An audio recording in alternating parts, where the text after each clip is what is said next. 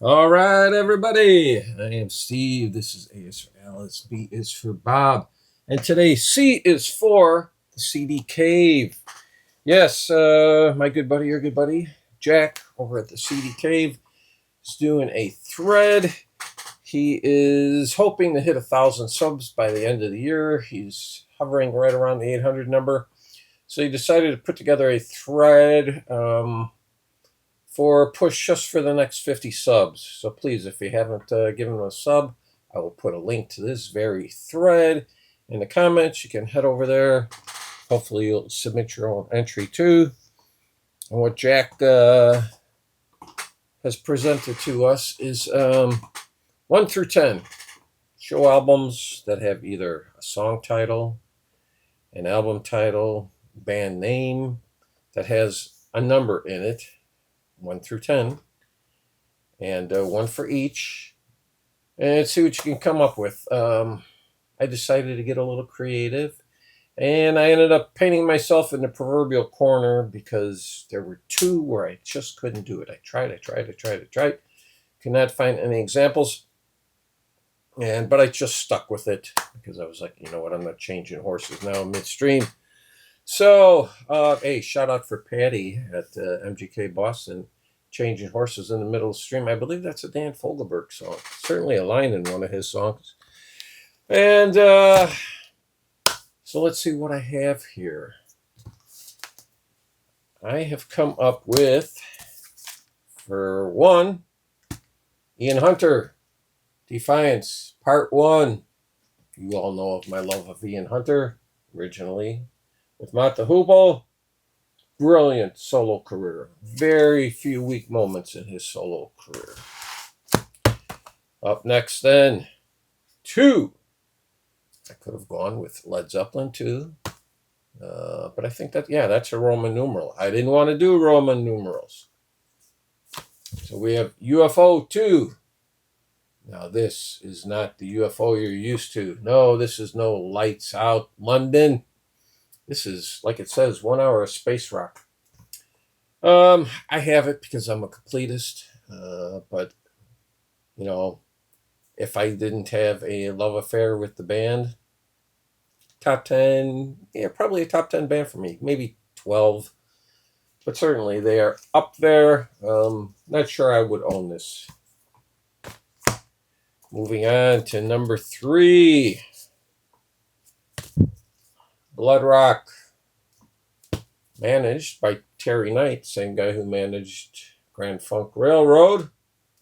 And I don't know if they were as happy to see him have the fitting end that he did to his life, but I think various members of Grand Funk may have. Hit from this is Jessica, moderate hit. 4, you know what I'm going to show for 4. Black Sabbath, Volume 4. First time I saw them live was on this tour. What can I say about this album that hasn't been said? So I'm not going to say anything else. 5. Next, 5 Miles by the very fine singer-songwriter Pat McLaughlin. He's so good, John Prine's written a couple songs with him. This is borderline for me because he does have a bit of a twang, but it's not real bad. And he's a Nashville singer-songwriter, but I like his stuff. Some of it's a little more rock. So actually, first time I came across him, I remember my wife and I went to see, I think it was Bull Durham, and there was a song in the soundtrack that I really liked. And I think that's 1988. So I don't think we were married yet. We were engaged. And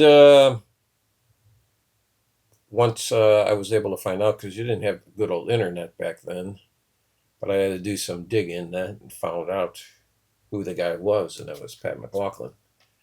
So the first 5, it was easy to find album titles with the number in it, the proper number, not the Roman numeral, not the number written out, FOUR. First 5 were easy. In fact, that's why Led Zeppelin did 1, 2, 3, 4, because it was easy. Fifth album, they were like, hey, let's name it Houses of the Holy. So I have to cheat here a little with 6. But you're getting triple your pleasure here, Jack, because I'm giving you 666. Aphrodite's Child. Yes, Vangelis. Why do I have this? Not quite sure. I have a hard time getting into this. I'm sure at some point I read somewhere you have to own it, so I bought it. Coming up now to the number 7, and it is DE7 by Dave Edmunds. There's the 7 right there for you. See it? See it? Okay. Dave does really good cover versions. Like he takes From Small Things, Big Things Come, written by Springsteen. He does a great version of that. You know, Deep in the Heart of Texas. Yeah, he made a career out of basically doing cover tunes. But that can be hard to do. Now, here was the big stumbling block. 8. I could not find anything with an 8 in it. So, luckily, Jack's favorite band of all time, Styx, did an album called Pieces of 8. There you go, Pieces of 8. It's spelled out, yes, but you know what? I'm trying to do the best I can. I'm a simple man, okay? Up next then, ooh, wow, some good power pop here. Love this guy. Mr. Marshall Crenshaw. Top 20 debuts of all time, I would say. This is Mary Jean and 9 Others. Is this the album he does Let's Dance on it? No. I think it's the other. It's Good Evening, where he does real good, speaking of cover versions, where he does a real good version of Let's Dance. And then number 10, of course, no originality here. Oh, speaking of original, it's 10cc and the original soundtrack. I'm not in love with that album, but it's not bad. So there you go. Those are my 10 selections for Jack's Thread. Like I said, hopefully you can head on over there, hop on this, give Jack a sub if you haven't already. If you already have, start up a second channel, give him another sub. All right, thank you.